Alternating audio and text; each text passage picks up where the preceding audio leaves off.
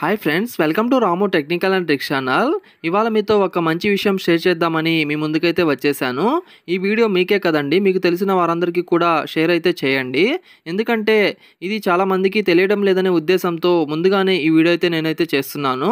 అయితే అంతకంటే ముందుగా ఇంకా మన ఛానల్ ఎవరైనా ఫస్ట్ టైం చూస్తున్నట్లయితే సబ్స్క్రైబ్ చేసుకొని ఇటువంటి లేటెస్ట్ ఇన్ఫర్మేషన్ని మీ మొబైల్ అయితే మీరైతే పొందొచ్చు. అదేనండి, ప్రైవేటు పాఠశాలలో ఉచిత విద్యా హక్కు చట్టం 2009లోని ఆర్టీఈ అంటే రైట్ టు ఎడ్యుకేషన్ 12(1)(c) విభాగం ప్రకారం ఆంధ్రప్రదేశ్లోని ప్రైవేట్ అన్ఎయిడెడ్ స్కూళ్లలో 2024-25 విద్యా సంవత్సరానికి గాను 1వ తరగతికి ఉచిత సీటు పొందేందుకు నోటిఫికేషన్ అయితే రిలీజ్ అవ్వడం జరిగింది. ఈ నోటిఫికేషన్ మనకి ఫిబ్రవరి 12న అయితే మనకైతే రిలీజ్ అయితే చేయడం జరిగింది. అలానే దీనికి సంబంధించి ఆన్లైన్ రిజిస్ట్రేషన్ను మనకి ఫిబ్రవరి 23 నుండి మార్చి 14 వరకు అయితే జరగాల్సి ఉంది. కాకపోతే దీన్ని అయితే చేంజ్ అయితే చేశారు. ఫైనల్గా మనకి ఈ నెల అంటే మార్చి 5వ తేదీ నుండి మనకి మార్చి 25వ తేదీ వరకు కూడా మనకైతే ఆన్లైన్ రిజిస్ట్రేషన్స్ అయితే మనకైతే జరగనున్నాయి. ఆర్టీఈ 12(1)(c) ప్రకారం పేద పిల్లలు ఉచితంగా ప్రైవేట్ స్కూళ్ళలో చదవాలి అనే ఉద్దేశంతో మన ప్రభుత్వం ఈ చట్టాన్ని అయితే తీసుకురావడం జరిగింది.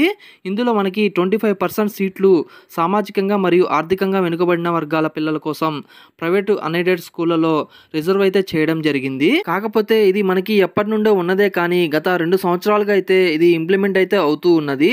అయితే ఇది చాలా మందికి తెలియకపోవడం వల్ల ఈ 2 ఇయర్స్లో కూడా చాలా మంది అయితే మిస్ అయితే అయ్యారు.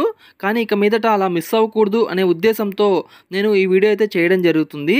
పోయిన ఇయర్ 2023లో కూడా దీని గురించి వీడియో ద్వారా అయితే నేనైతే చాలా మందికి అయితే తెలియపరిచాను. అయినప్పటికీ కూడా అవగాహన లేక మిస్ అయితే చేసుకున్నారు. కానీ ఇప్పుడు ఎవరు కూడా అలా మిస్ చేసుకోకూడదు అనే ఉద్దేశంతో ముందుగానే దీని గురించి అయితే నేను వీడియో అయితే చేస్తున్నాను. కాబట్టి ఈ వీడియో చూస్తున్న ప్రతి ఒక్కరు కూడా తప్పకుండా షేర్ అయితే చేయండి. ఇంకా దీని గురించి చూసుకున్నట్లయితే ఇది మనకు ఎవరైతే పిల్లలు ఫస్ట్ క్లాస్లో ఈ సంవత్సరం జాయిన్ అవుతారో వారికి మాత్రమే ఇదైతే వర్తిస్తుంది. అలా కాకుండా second class, third class join అయ్యే వాళ్ళకైతే ఇదైతే వర్తించదు. ఎవరైతే ఓన్లీ ఫస్ట్ క్లాస్కి ఈ సంవత్సరము జాయిన్ అవుతారో వారికి మాత్రమే ఫస్ట్ క్లాస్ నుండి 10th క్లాస్ వరకు కూడా ఇదైతే మనకైతే కంటిన్యూ అయితే అవుతుంది. అయితే ఇది మీ పిల్లలకు కూడా వర్తించాలి అంటే ఖచ్చితంగా 5 సంవత్సరాల నుండి 6 సంవత్సరాల మధ్యలో మాత్రమే ఉన్న పిల్లలకు మాత్రమే ఇదైతే వర్తిస్తుంది. అలానే దీనికి అప్లికేషన్ అనేది మనకి ఓన్లీ ఆన్లైన్ ద్వారా మాత్రమే ఇదైతే మనకైతే ఉంటుంది. ఆఫ్లైన్లో అయితే ఉండదు. ఖచ్చితంగా మనం ఆన్లైన్ ద్వారా అయితే చేసుకోవాలి. ఒకవేళ ఆన్లైన్లో తెలియకుండా ఉన్నట్లయితే మీరు దగ్గరలోని సచివాలయంకి వెళ్ళి కూడా మీరైతే సచివాలయం ద్వారా కూడా మీరైతే ఈ అప్లికేషన్ అయితే సబ్మిట్ అయితే చేయొచ్చు. ప్రూఫ్స్ విషయానికి వచ్చినట్లయితే మనకి ఆధార్ అయితే మ్యాండేటరీ. సో పిల్లల ఆధార్ ఉంటే పిల్లల ఆధార్తో అయితే మనమైతే రిజిస్ట్రేషన్ చేయొచ్చు. ఒకవేళ పిల్లలకి ఆధార్ లేనట్లయితే పేరెంట్ యొక్క ఆధారు, లేదంటే పేరెంట్ లేనట్లయితే గార్డియన్ యొక్క ఆధార్తో అయితే మనమైతే అప్లికేషన్ అయితే సబ్మిట్ అయితే చేయొచ్చు. సో ప్రాబ్లం అయితే ఏముండదు. అలానే వన్స్ అప్లికేషన్ సబ్మిట్ చేశాక మనకి స్కూల్ యొక్క ఆప్షన్స్ అయితే మనకైతే మనం ఇవ్వాల్సి అయితే ఉంటుంది.